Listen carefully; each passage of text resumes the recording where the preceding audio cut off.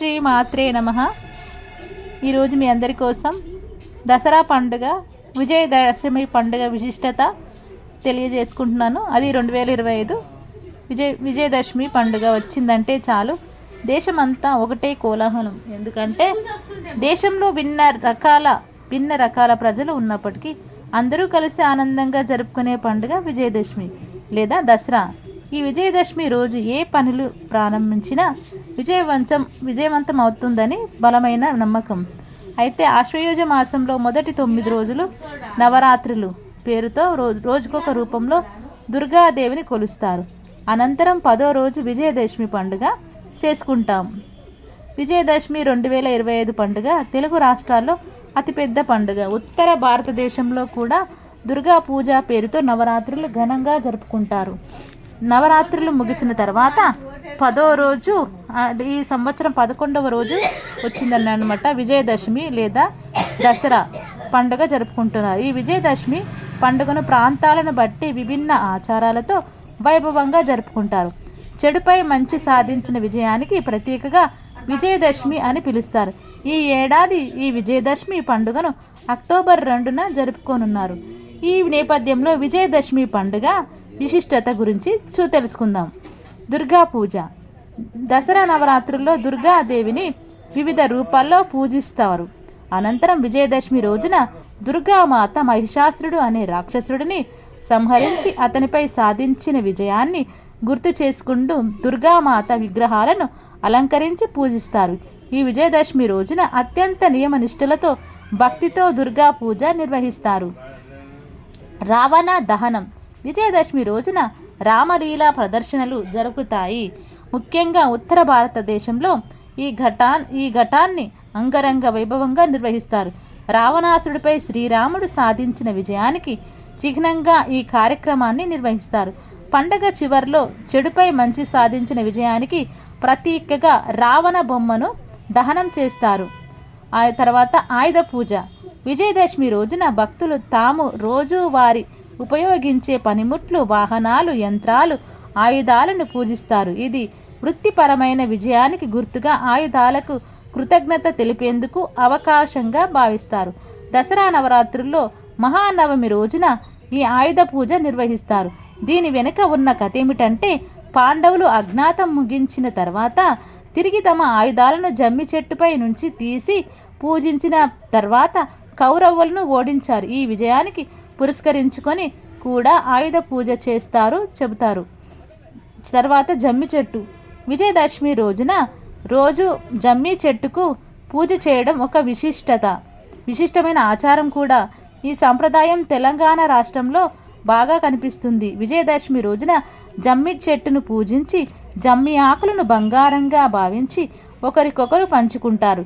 ఇలా జమ్మి చెట్టును పూజించటం వల్ల అన్ని రంగాల్లో విజయం, శ్రేయస్సు లభిస్తుందని నమ్ముతారు. తర్వాత వచ్చేసి విజయదశమి గురించి విశిష్టత. ఈ విజయదశమి పండుగ చెడుపై మంచి సాధించిన విజయానికి ప్రతీకగా నిలుస్తుంది.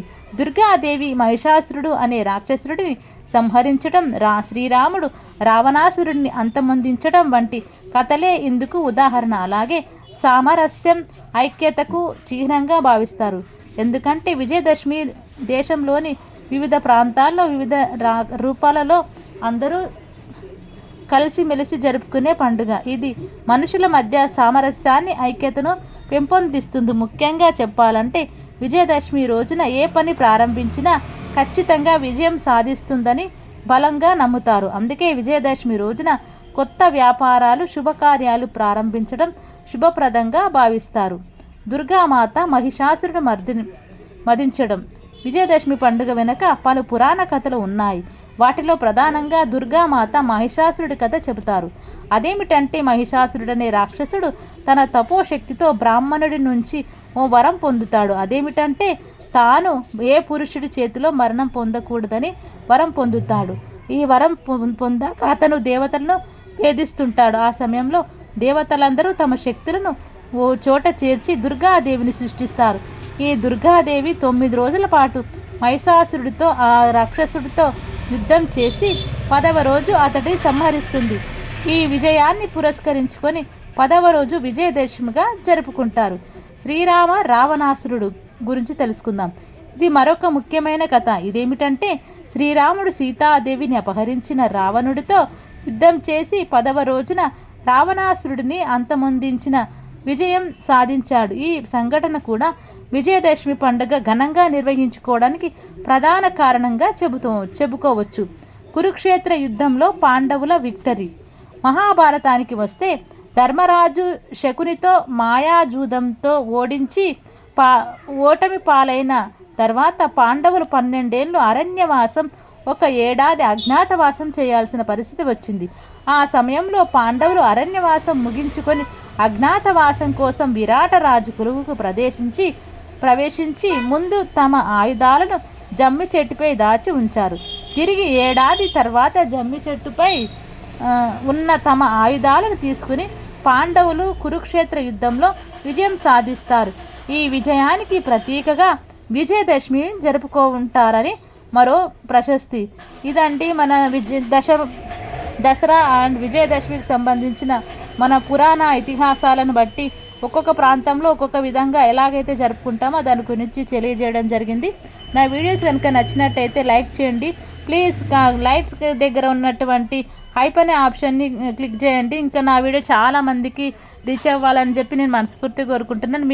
దానికి మీ సహకారం చాలా అవసరం. అండ్ నా వీడియోకి ఎలా ఉన్నాయో కామెంట్ రూపంలో తెలియజేస్తారని అనుకుంటున్నాను. And please subscribe to my channel. మీరు సబ్స్క్రైబ్ చేయడం వల్ల నా ఛానల్ గ్రో అవ్వడంతో పాటు ఇంకా మంచి మంచి వీడియోస్తో మీ ముందుకు రావడానికి నాకు కూడా ఒక బూస్టింగ్గా అనిపిస్తుంది. Thank you so much everyone. అందరికీ అడ్వాన్స్డ్గా హ్యాపీ దసరా.